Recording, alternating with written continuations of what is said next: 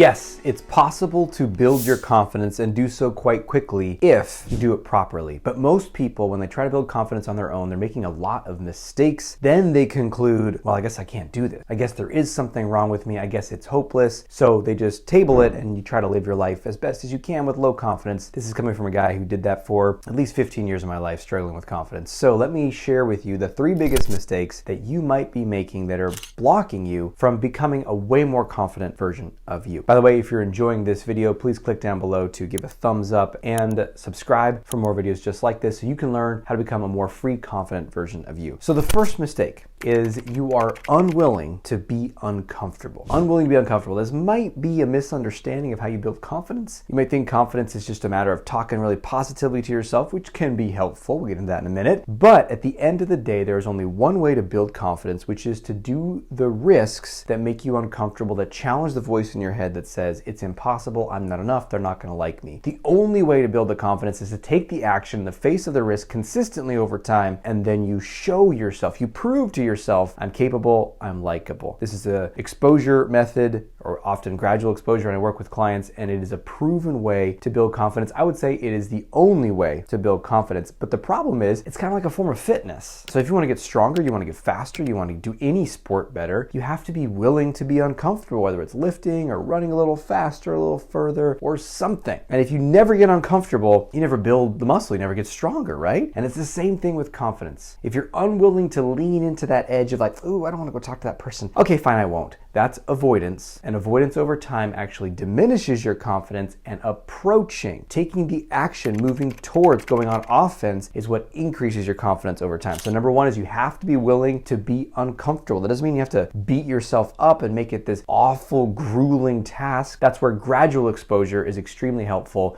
where you build it a little bit at a time, just like fitness. And by the way, if you want a whole map on exactly how to do gradual exposure, including a ladder to victory, as I call it, I have an entire set of courses inside of Confidence University that guides you through the entire process step by step with action steps, support, and a monthly group coaching call, and so much more. So if you want to check that out, click down in the description below, or you can just type in theconfidenceuniversity.com. Mistake number 2 is you try to motivate yourself to take action with harsh, perfectionistic, or self-critical talk in your head. The best way to sum this up, after doing this with a lot of clients over the years, I often tell people you can't beat yourself into more confidence. So even if you're getting yourself to take more action, which was number 1, right? Number 2 is you have to motivate yourself in a different way. Now, most people don't even know how to do this. They have such a toxic inner critic that's just is the normal story in their head. And so when they want to take action, they say, come on, what's wrong with you? And then even if you do take the action, that harsh criticism can say, well, that wasn't enough. Oh, that didn't go very well. Ooh, that was embarrassing. You should never do that again. You're so awkward. Now, this just absolutely hemorrhages your progress because you don't even get to harness the confidence growth that can come from the win. It's almost like going to the gym and working out and then doing something really toxic to your body, like eating a bunch of junk food or doing something that damages your muscles. You instead want to celebrate the win, like, hey, I went and talked to that person.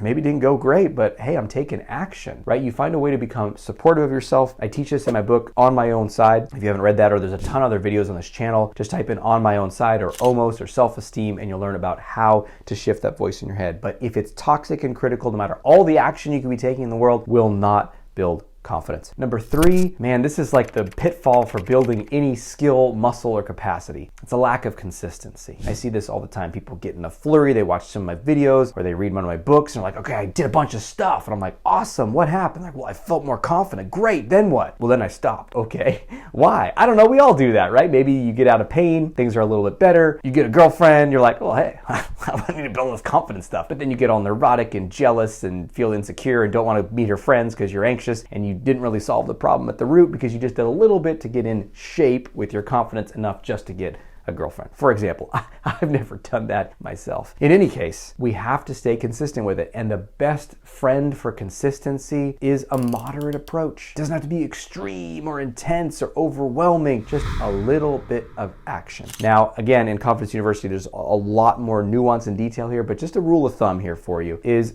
3 times a week. Can you lean into the discomfort 3 times a week? In what area? The area you want more confidence, right? So if you want to get more conversational confidence, talking to strangers or colleagues at work that you don't know that well, well then do that 3 times a week. If you want to have more dating confidence, well then practice connecting with people, putting yourself out there 3 times a week, right? And that might not sound like that much, and it isn't, because it doesn't have to be super intense. You want it to be sustainable over the long run. And that's the biggest downfall with the inconsistency. People put a flurry of work in for a couple of weeks, maybe even a month, and they're like, I didn't achieve all my confidence dreams. I guess I'm just doomed for life. And you're not. It just takes months, like many months of practice. When I work with clients, I primarily work in a group format over a 12-month period in a mastermind. That's a year. Why do we have it so long? Because I know that in a month or even a couple of months, if someone takes action, they're going to get some new results. That's not going to radically change things. It's not going to be as sustainable. So we want to have a long period of time to really retrain how you see yourself, your identity, and the actions you can take in the world. Which of these mistakes might you have been making? And what are you going to do instead? Please comment in the chat down below. Let's all support each other. Let's all create a community to learn and grow. And most importantly, see that you're not alone. Until we speak again, we have the courage to be who you are and to know on a deep level that you're awesome.